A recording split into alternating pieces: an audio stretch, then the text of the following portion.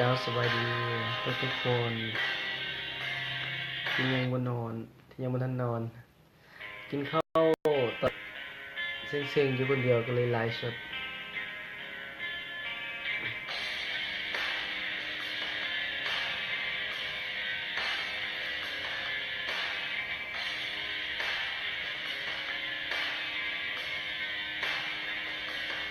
สบายดีไอ้ต้นรักเธอให้น้อยลงเสียใจอยู่อย่างนี้ผ่านไปแล้วสบายดีเอ้ยพันธุ์ยังบ่นอนใช่ปะสบายดีเด้อ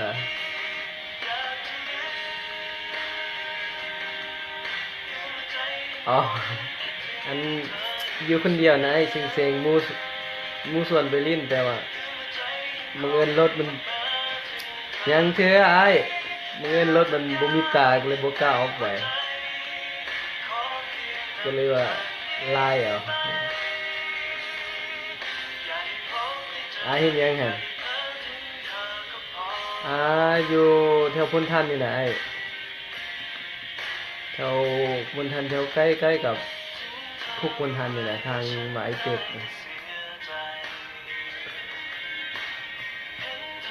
สบายดีอยู่ติไอ้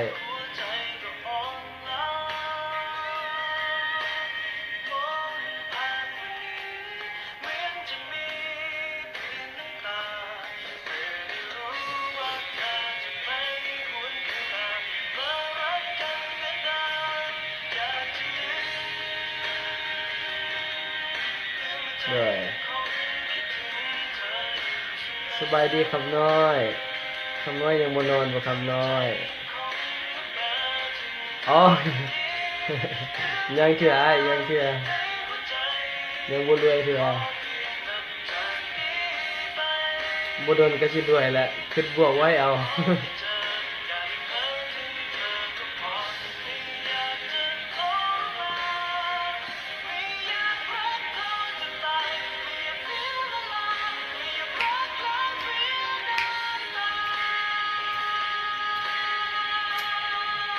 สบายดีเอลวิน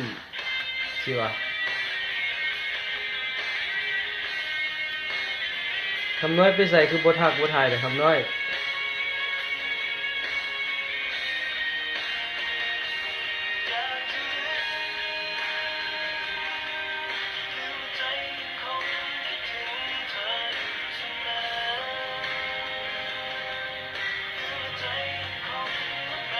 อ๋อสบายดียังบ่นอนบ่ไปยืนทางไหนมาเอลวินเอลวินสิวะสิแท้สิหยังก็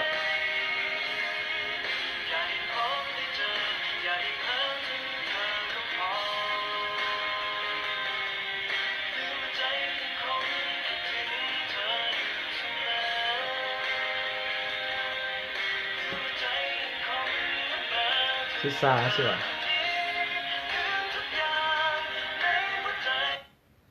สิสาสบายดีซาอยู่ไสเดี๋ยวนี้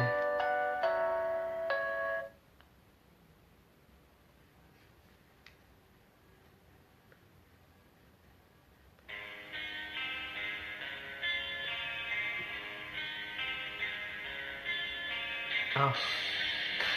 บ่กลับคนเที่ยวอ่ะเอาฮู้อ่ะฮู้ว่าอยู่คนเที่ยว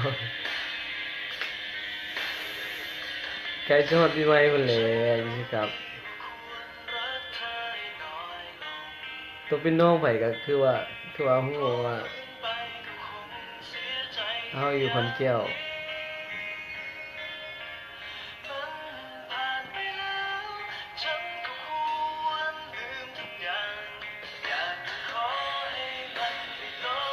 สบายดีมาลน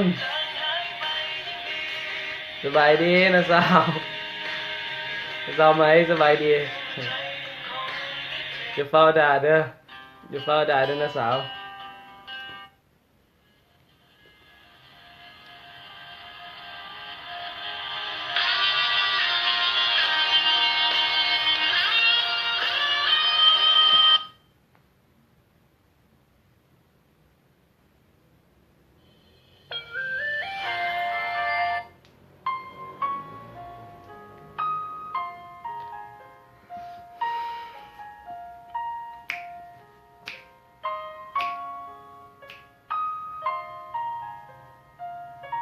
สบายดีขอบใจสำหรับการกดไลค์เด้อ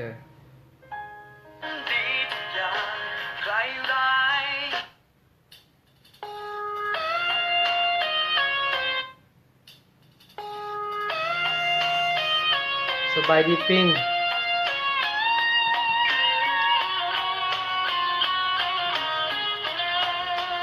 อ๋อหมู่ภาพใช่ป่ะโดยหรือเพิ่งจะได้รู้ว่ารักใคร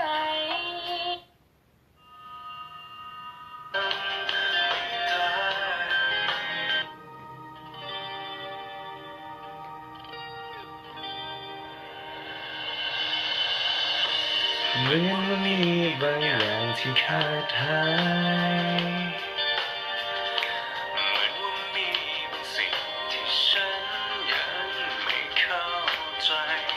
เหมือนว่าเธอกำลังจะเปลี่ยนไป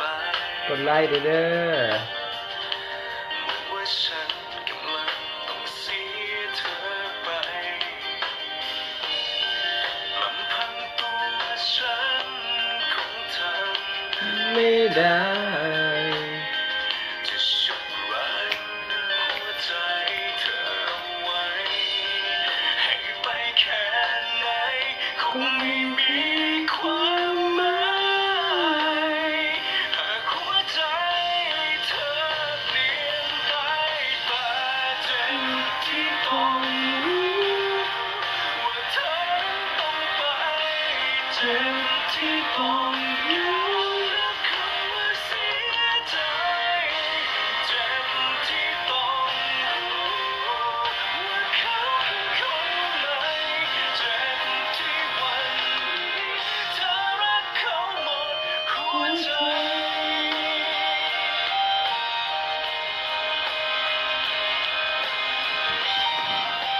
กินข้าวบ่แซ่บอยู่คนเดียว เพราะว่ารักเธอเกินกว่าสิ่งไหน สบายดีไอ้นิด เพราะหัวใจของฉันมีไว้ให้เธอ สบายดีเป็นคำคืน แม้หัวใจเธอ เป็นเด็ก ไม่แลเลี้ยววันนี้ฉันเป็นเพียงส่วนเกินที่เธอไม่ต้องการลำพังตัวฉันคงทำไม่ได้ จะฉุด สบายดีแก้ว หัวใจเธอ โอ้ย ให้ไปแค่ไหน ต้องขาดกระจายฉันมีแฟนนี่แสเอ้ยผมเอาหอผมมีเงินผมเอาหอ เธอเปลี่ยนไปแต่ สบายดีเนี่ยกับเอาภาษาโมงมาพูด เจ็บที่ต้องอยู่และคำว่าเสียใจเจ็บที่ต้องรู้ว่าเขาคือคน ขอบใจไอ้นิดที่กดไลค์ ที่วันนี้เธอรักเขาหมดหัวใจแม้ว่าเวลาจะพาสองเราให้มาเจอกันแต่เวลาก็พาเธอไปจากฉันเวลาทำร้ายทุกสิ่งทำร้ายทุกอย่าง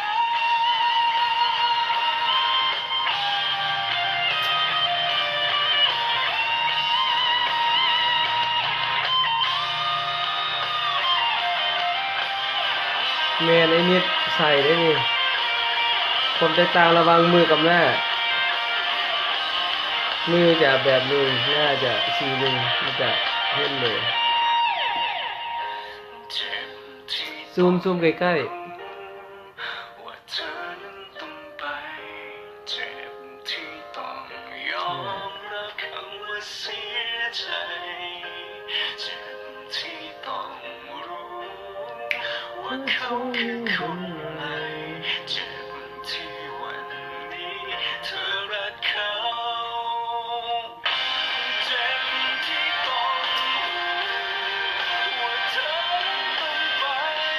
เจ็บที่ต้องอยู่และคำว่าเสียใจเจ็บที่ ๆเฮ็ดจังไดแล้ววันนี้นะ เขาคือคนใหม่เจ็บที่วั หน้าน้องมันแบบเป็นหน้าแบบโลนะเว้ยทายังก็ได้ทายังก็ได้สิ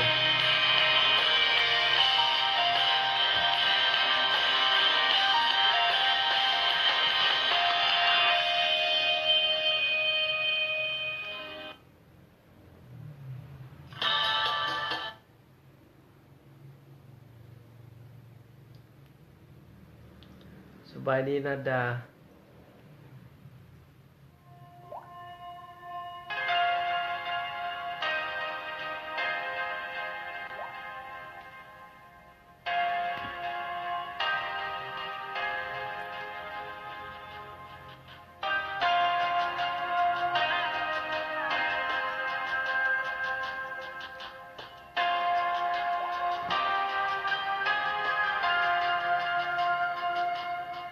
บอกมาแล้วได้ยินแล้วที่เธอนั้นบอกว่าซึ้งใจกันแค่ไหนที่มีฉันอยู่หรือเธอต้องการได้เสมอตอบสนองเมื่อเธอเหงาเธอมีฉันเป็นที่พึ่งพาและสุดท้ายเธอก็ยังมีฉัน บ๊ายบายเด้อทุกคนขอบใจที่ติดตามชมขอบใจที่เข้ามาเบิ่งเด้อขอให้ทุกคนร่ำรวยมีโชคมีลาภมีความสุขสุขภาพเข้มแข็งทุกคนเด้อบ๊ายบายคุณได้สมัยละ